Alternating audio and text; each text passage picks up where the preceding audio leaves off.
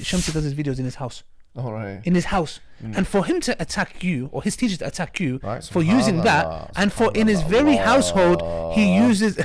No, but he's very And he interested. attacks you as well, No, bro. he attacks me as He well, attacks all but of but the thing is, for him to, in a class, that's a class, by the way, he does, yeah? In a class, to use the same wording, you're getting Allah attacked, is bro. humiliating him by letting him quote us as authorities. That's all I'm...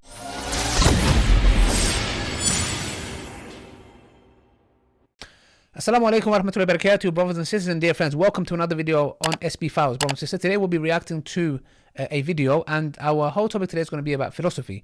Inshallah, we're going to understand, inshallah, what's the meaning of it, and also, is it haram? Because a lot of people come and say, oh, in the Dawah, this guy's a, falsafa, that's all he uses, and they actually degrade people who are actually doing Dawah. So the question I want to ask Hijāb, because obviously you've studied this, what is philosophy, and is philosophy haram?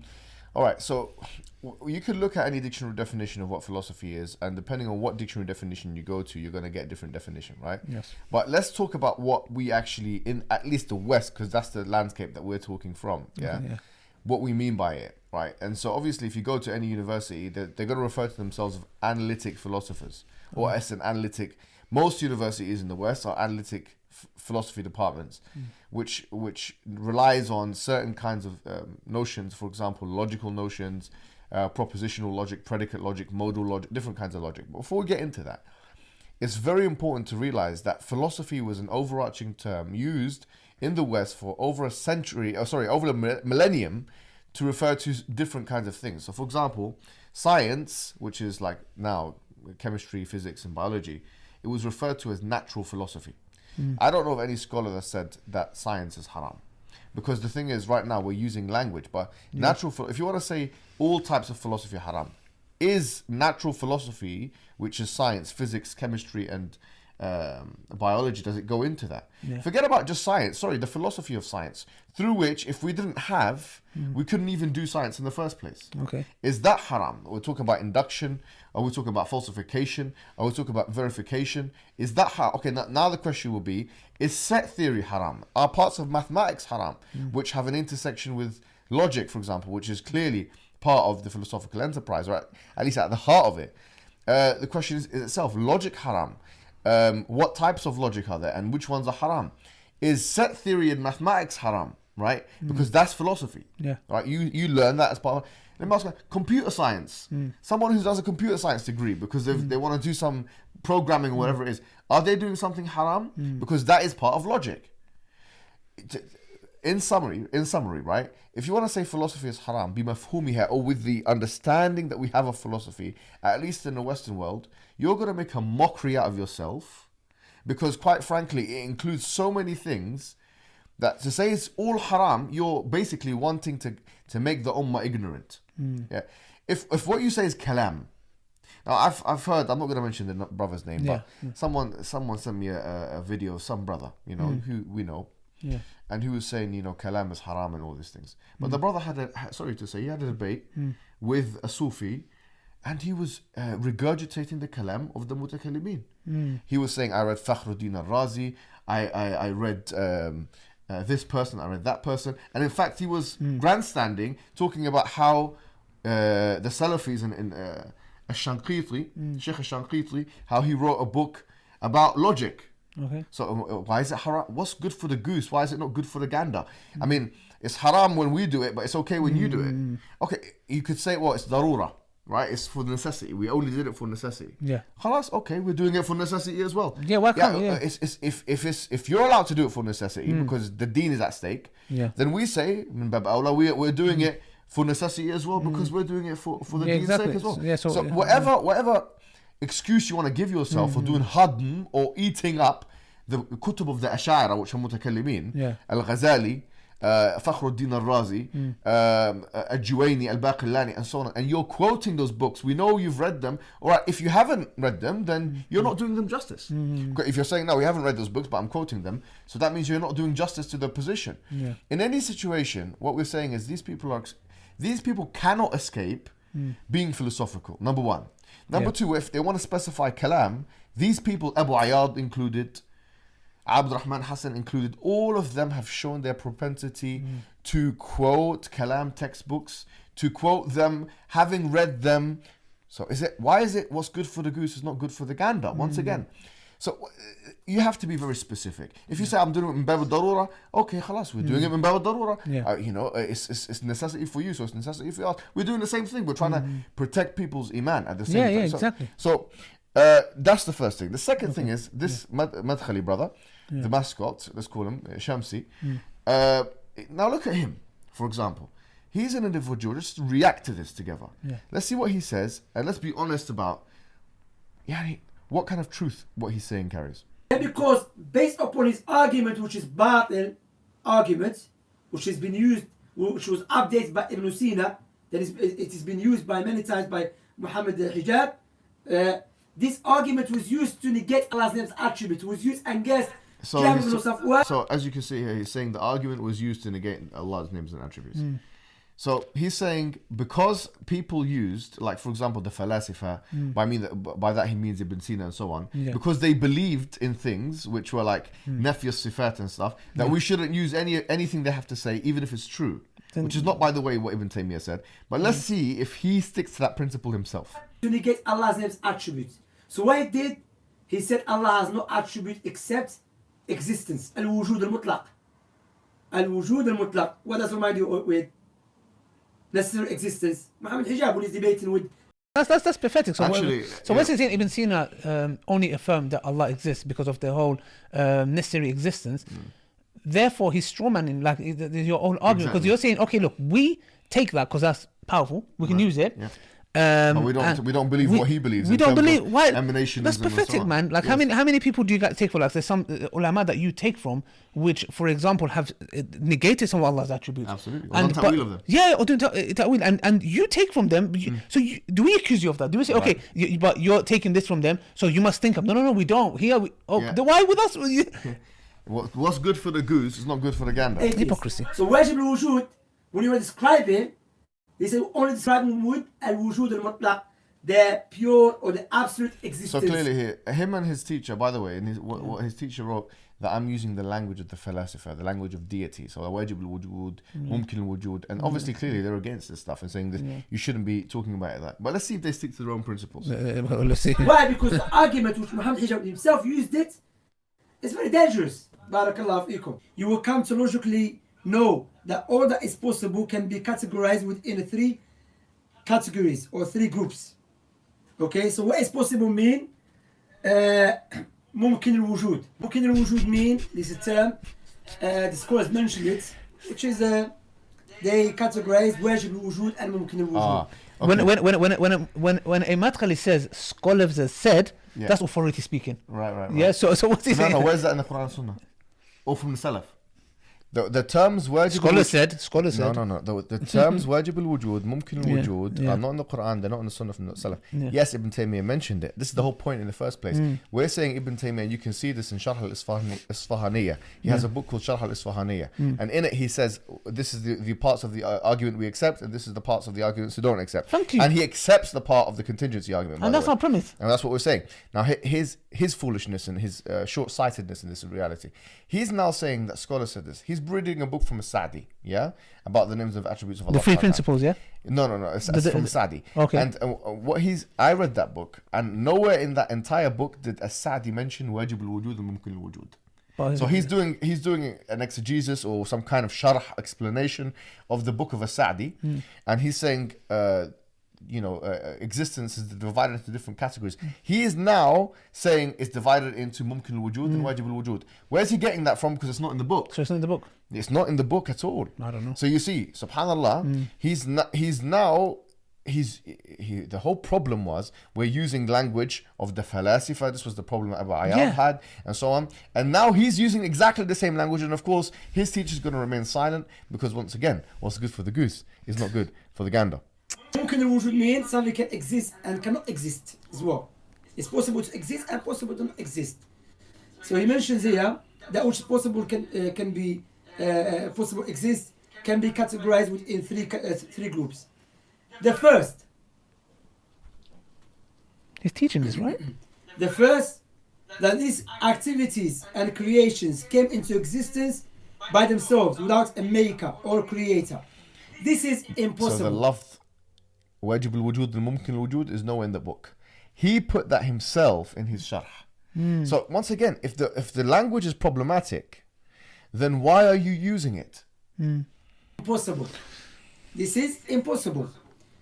And outright rejected. Logic clearly states, the Sheikh is mentioned here that about the creation coming into existence by themselves.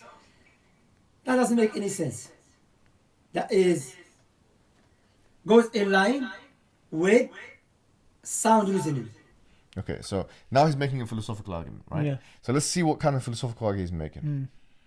It's like saying a woman gave birth to herself. Oh, that's What does straight. that sound? Hamza's daughter, straight, bro. He's copied it from Hamza's Autos, Straight. right? From Hamza's daughter, someone that his teacher refuted. He's copied it from Hamza's Autos. So someone that his teacher refuted Because and there's warned no against. one who's given, in recent times, no one No one, else yeah.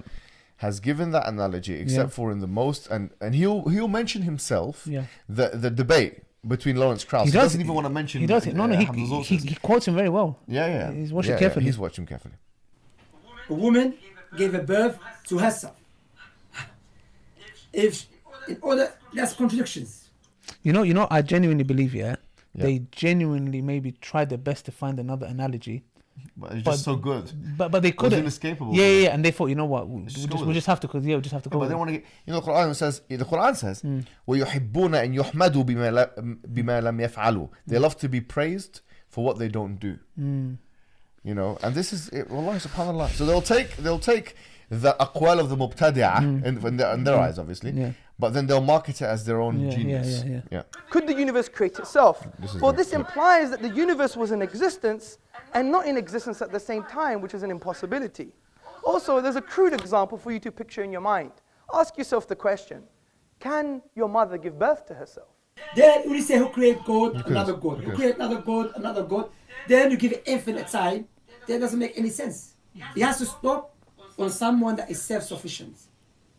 And when you speak about this issue, you have to make sure you distinguish between because Sorry, he can barely speak English. No, and that something has to be outlined. He can barely speak English. He's making so many semantical and grammatical mistakes. Okay, he's been in this country for a long time and done dawah. And to be honest with you, there's no excuse for that. If you're someone who wants to present themselves as a dawah carrier, you should learn the language of the people and you should speak it properly. It's enough is enough, okay, of people looking at dawah carriers as ignoramuses, okay, as people that don't know how to speak a language properly in the country that they're living. I think it's a fumbling problem. except there is actions that will take place in infinite time. Allah's actions, subhanahu wa ta'ala. Okay? But this one we don't accept it. Infinite in causes. Creators. Creators. That's what God up his knowledge, isn't it? Creator. Absolutely. Listen, let me say something. Right now, what he's saying, he's talking about the impossibility of an infinite regress. Yes. The impossibility of an infinite regress, that concept is known in the Quran and it's known in the Sunnah. So where is it from? It's from Al-Ghazali. Yeah, that's Everyone true. knows it's from Al-Ghazali. Al-Ghazali, he talked about the infinity of time and objects and places and people and so on in Tahafut al-Falasifa. طيب, so you're taking an argument from Al-Ghazali, which is not in the Quran. Those aspects of the argument, which are about an infinite regress and that specific aspect of the argument, is the philosophizing of a mutakallim, of a person of kalam, who is Al-Ghazali, al-Ash'ari. So you're taking his kalam and now you're presenting it as a Salafi position. Let's be honest about the situation, right? You accept the argument on basis of its merit and its rationality. That's what we say, and that's what is fine. Everybody does. Even Ibn Taymiyyah accepts this argument. This is the point, though. It's not right to say that all philosophy and all kalam is batil. It's false. There has to be tanqih, there has to be a filtration process, which our scholars like Ibn Taymiyyah and others have done. So it's not right to outrightly say that this whole thing is haram, all of it is batil. It produces jahl. It produces fools in society that will not do computer science or logic or propositional logic or set theory or natural philosophy, which is science, because they think it's haram. This is this creates jahl. I know, I feel sorry, wallahi, for a lot of these kids of the madkhalis, because they would be given a education which is less than adequate because their parents are ignorant, and their parents, they don't know, right, that there's a difference in these things. And there's no horma in believing in doing set theory unless you want to bring evidences from the Quran and Sunnah. Like these people, wallahi, they make me sick. This creator. Give infinite time, then the creation will never come into existence. Could the universe be created by something created? Well, I would argue as an ultimate explanation for how the universe began, this is illogical and irrational. Imagine this universe, universe 1, being as a result of another universe, universe 2, and universe 2. Either this creation came without creator. That's corrupt. That's junun. Creates itself, another junun. Or there's a creator, maker, which goes in line with the sound reasoning and natural inclination. Well, that's philosophy. It goes in line with philosophy as well. Likewise, Lawrence Krauss. Okay, The look. Majnun, Lawrence Krauss Majnun. Lawrence Krauss. There was a debate between him and subhanAllah, I forgot the name. How can you forget the name of Hamza Zorsis? You don't lie and say you forget the name. You remember everything else, but you conveniently forget the name of the guy who debated Lawrence Krauss in the biggest atheist Muslim debate in the last 50 years, or maybe in the last 100 years. Maybe he forgot, because you know he does forget a lot in the videos. No. He Maybe. only forgets conveniently. So he remembered the analogy that Hamza Zorsis gave. He remembered the argument that Hamza Zorsis gave, but you know what he forgot? Yeah. He forgot his name. He's a bit suspicious. I forgot the name. He was telling him that you're going around claiming that universe came from nothing, but in your book you don't say that. You mentioned something, it came from something. So, in his book, which I really like his book, I like his style, I like his rhetoric. So clearly he He knew wrote this in his is- book this is Universe the from debate in Nothing. question. Yeah, he's said watching very that- carefully. Why is he watching the debate? It's Ahl Bid'ah. Doesn't the aqwal of the Salaf and the Tabi'in, Atba' Tabi'in, and those people that you bring, Yeah. these aqwal of the Tabi'in and Atba' Tabi'in, if you even look at the Mubtada', then it's haram. Why are you watching a full-length debate? Yeah, you was given a thing in Hajj, and they were closing their ears, remember? Right. What's good for the goose is not good for the gander. Yeah. Like what I say to you, listen, what's good for the goose is not good for the gander. They'll tell their followers not to watch us, but they will avidly follow us and take from us and learn from us and implement our arguments. Yes. That's the truth of the matter. Look, It's hypocrisy. you want to go and learn atheism? Well, let's go to Hamza Zorsis. Yeah. Let's just be honest. If that's what you're going to do, Yeah. then at least tell the people this Yeah. is your reference it. Yeah, be an honest. academic. Be consistent. Yeah, be honest. Yeah. Right, yeah, so that was it. And so basically here, these are the questions like in the end of that video is, where's that mumkin al-wujud and wajib al-wujud? These terms which both your two teachers, Bilal Davis and Abu Ayyad, were not happy with me using, right? Clearly not happy with that. Yeah. You used them and there was no retribution, or there was no refutation, number one. Number two, where is that in the book that you are reading? Yeah. Where is that in the Quran and Sunnah? Where is that in the Aqwal of the Salaf? Yeah. Okay, so you can use words like that which are not from Quran and Sunnah, from the Aqwal of the Salaf.